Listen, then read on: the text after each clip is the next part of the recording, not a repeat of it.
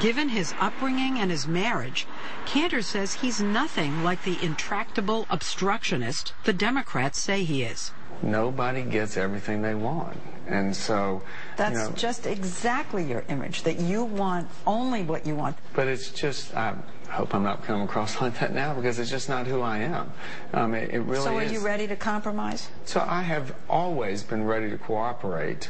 I mean, if you go back to the What's the difference between compromise and cooperate? I would say cooperate is, let's look to where we can move things forward where we agree. Compromising principles, you don't want to ask anybody to do that. That's who they are as their core being. But you know, your idol, as I've read anyway, was Ronald Reagan. And he compromised. He never compromised his principles.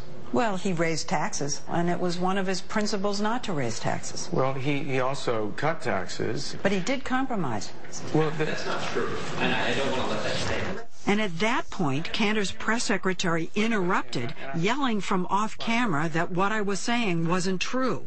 My fellow Americans, there seemed to be some difficulty accepting the fact that even though Ronald Reagan cut taxes, he also pushed through several tax increases, including one in 1982 during a recession. Make no mistake about it.